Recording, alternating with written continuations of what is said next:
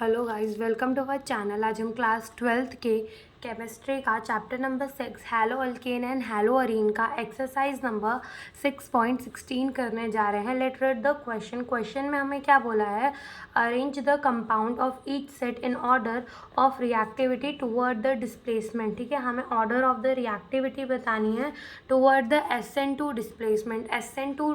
SN2 reaction यानी कि biomolecular nucleophilic substitution reaction के रिस्पेक्ट में हमें रिएक्टिविटी बतानी है या फिर हमें रेट ऑफ द रिएक्शन बताना है। ठीक है, और हमें ये कंपाउंड्स दे रखे और हमें उनको ऑर्डर में लिखना है।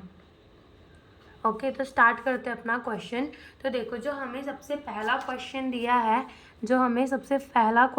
है वो हमें क्या दिया है? 3 कंपाउंड दिए हैं। तो पहला कंपाउंड हमें गिवन है 2-ब्रोमो 2-मिथाइल ब्यूटेन। पहला कंपाउंड हमें गिवन है 2-ब्रोमो 2-मिथाइल ब्यूटेन। ओके, फिर और हमें गिवन है 1-ब्रोमो पेंटेन। ओके, एंड तीसरा कंपाउंड हमें गिवन है 2-ब्रोमो पेंटेन।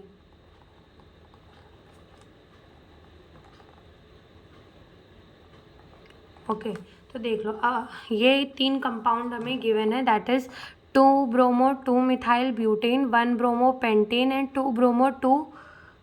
2-ब्रोमो पेंटेन। ठीक है, अब 2-ब्रोमो 2-मिथाइल ब्यूटेन को हम मान लेते हैं अपना A। ओके, 1-ब्रोमो पेंटेन को मान लेते हैं B एंड 2-ब्रोमो पेंटेन को मान लेते हैं C। अब तीनों के क्या करते हैं? अपन स्ट्रक्चर्स बनाते हैं। सबसे पहले किसका बनाते हैं? सबसे पहले हम बनाएंगे 2-ब्रोमो 2-मिथाइल ब्यूटेन का स्ट्रक्चर। देखो, ब्यूटेन यानी कि कितने कार्बन होंगे? 4 carbon, C and C, 4 carbon. अब दूसरे नंबर पे क्या लगा हुआ है? मिथाइल, दैट इज CH3 का ग्रुप लगा हुआ है।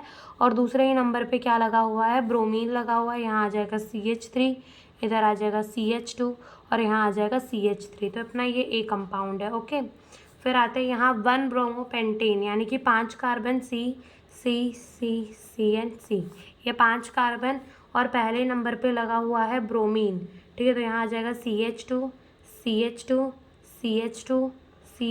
एंड यहाँ आ जाएगा CH3। तो ये हो गया अपना 1-ब्रोमो पेंटेन, जो कि हमारा B कंपाउंड है। C में आते हैं, दैट इज़ 2-ब्रोमो पेंटेन। तो 5 कार्बन होंगे, C एंड C, और दूसरे नंबर पे क्या लगा है? अपना ब्रोमीन लगा हुआ है, दैट इज़ 2-ब्रोमो। यहाँ क्या आ जाएगा? यहाँ आ जाएगा CH3, इधर आ जाएगा अपना H, यहाँ आ जाएगा H2, यहाँ आ जाएगा H2 और यहाँ क्या आ जाएगा? H3 आ जाएगा, दैट इज C नंबर का कंपाउंड। नाउ जो अपना रेट ऑफ द रिएक्शन होता है ना टुवर्ड द SN2 डिस्प्लेसमेंट, तो ना वो 1 डिग्री ज़्यादा रिएक्टिव होता है, देन 2 डिग्री एल्काइल हैलाइड ज़्यादा रिएक्टिव होता है, देन 3 डिग्री एल्काइल हैलाइड हमारा ज़्यादा रिएक्टिव होता है। यानी कि अब यहाँ पे डिग्री निकालो, डिग्री बता देते सारे एल्काइल हैलाइड की। डिग्री कैसे बताएंगे?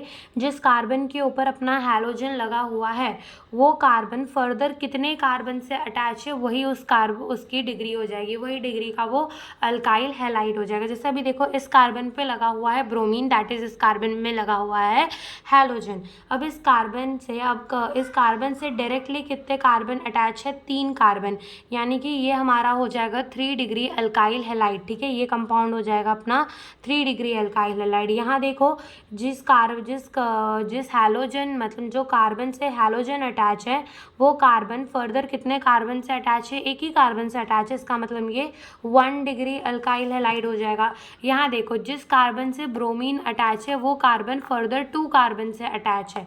ठीक है, तो ये हो जाएगा अपना 2 डिग्री अल्काइल हैलाइड। तो हमने क्या बोला? 1 डिग्री ज़्यादा रिएक्टिव होता है, देन 2 डिग्री रिएक्टिव होता है, देन 3 डिग्री। तो ऐसे B जो है वो हमारा सबसे ज़्यादा रिएक्टिव होगा, देन C हमारा रिएक्टिव होगा और देन होगा A।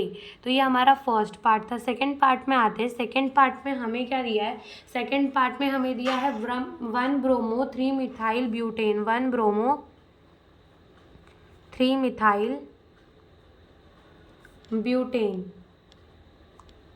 फिर हमें दिया है 2-ब्रोमो 2-मिथाइल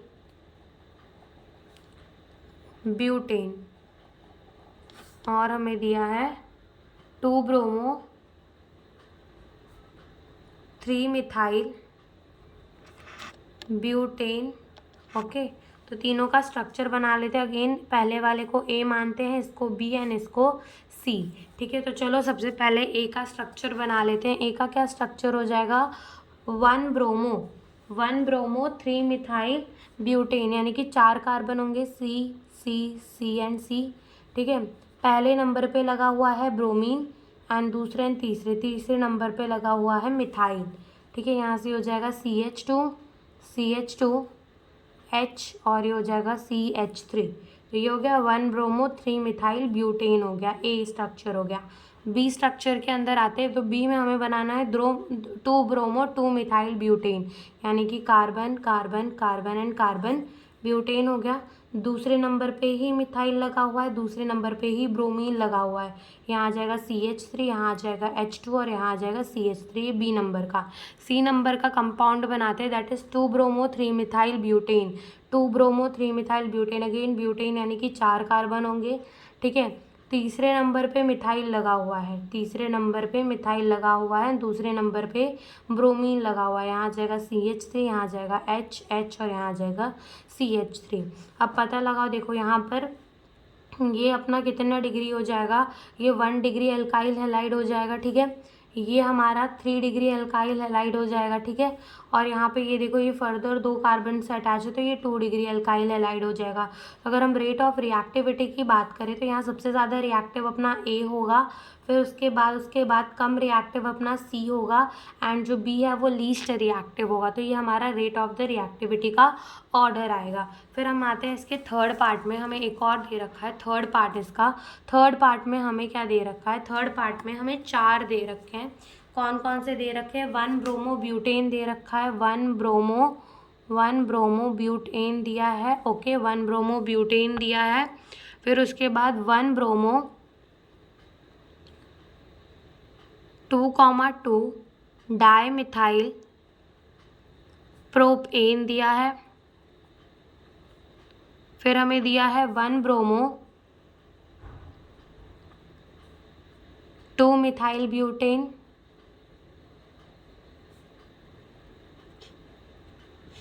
फिर हमें दिया है 1 ब्रोमो 3 मिथाइल ब्यूटेन। यहाँ पे भी हमें क्या बताना है, SN2 रिएक्शन के रिस्पेक्ट में रेट ऑफ रिएक्टिविटी। अगेन इस वाले को ए मान लेते हैं, इसको बी मान लेते हैं, इसको सी मान लेते हैं और इसको डी मान लेते हैं। तो चलो स्ट्रक्चर बनाते हैं एक करके। ए वाले का 1 ब्रोमो ब्यूटेन, ब्यूटेन का मतलब 4 कार्बन और एन का मतलब सब में सिंगल बॉन्ड, और 1 नंबर पे क्या लगा हुआ है, ब्रोमीन। तो यहाँ आ जाएगा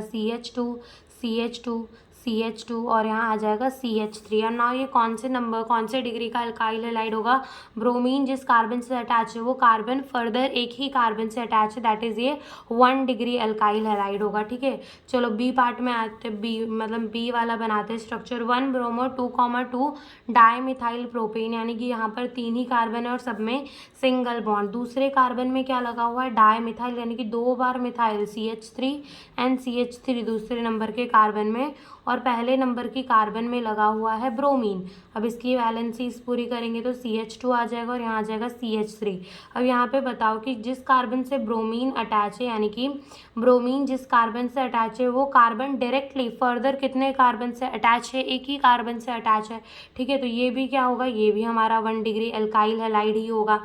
ठीक है, फिर सी पार्ट में आते हैं, सी का बनाते हैं। तो सी में हमें क्या दिया है, 1 ब्रोमो 2 मिथाइल ब्यूटेन, ब्यूटेन का मतलब अगेन 4 कार्बन और एन का मतलब सब में सिंगल बॉन्ड हो जाएंगे।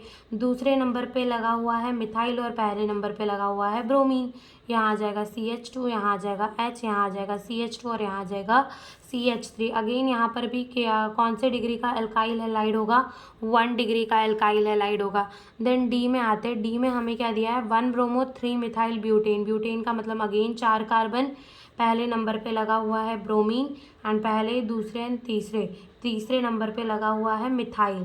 ठीक है, यस, तीसरे नंबर पे लगा हुआ है मिथाइल। तो ये हो जाएगा CH2 CH2 यहाँ आ जाएगा H और यहाँ आ जाएगा CH3। अगेन ये भी हमारा क्या हो जाएगा 1 डिग्री एल्काइल हैलाइड हो जाएगा। अब क्या, अब तो सारे 1 डिग्री एल्काइल हैलाइड ही हमारे आ रहे हैं। तो अब क्या होगा कि अब यहाँ पर देखो जो रेट ऑफ द रिएक्शन होगा ना वो इन्वर्सली प्रोपोर्शनल होता है स्टेरिक हिंड्रेंस के, ठीक है, वो इन्वर्सली प्रोपोर्शनल होता है स्टेरिक हिंड्रेंस के। ओके, तो देखो स्टेरिक हिंड्रेंस क्या होता है कि कितने बल्कि ग्रुप्स लगे हुए हैं उसका मतलब स्टेरिक हिंड्रेंस होता है। अब देखो ए वाले के अंदर कोई एक्स्ट्रा मिथाइल वगैरह नहीं लगा हुआ है, जो चेन है वो है और ब्रोमीन अटैच है, ठीक है, कम है। फिर यहाँ पर देखो यहाँ दो बल्कि ग्रुप लगे हुए हैं, यहाँ देखो यहाँ पर भी एक बल्कि ग्रुप लगा हुआ है और यहाँ पर भी एक बल्कि ग्रुप लगा हुआ है, ठीक है, यहाँ पे भी एक बल्कि ग्रुप, यहाँ पे भी एक बल्कि ग्रुप। तो इससे ये तो हमें बिल्कुल समझ में आ गया कि जो अपना ए होगा ना वो सबसे ज़्यादा रिएक्टिव होगा और जो हमारा बी होगा वो लीस्ट रिएक्टिव होगा बिकॉज उसमें सबसे ज़्यादा बल्कि ग्रुप लगे हुए हैं। अब आती है बात अपने सी और डी की। सी और डी में से कौन ज़्यादा रिएक्टिव होगा?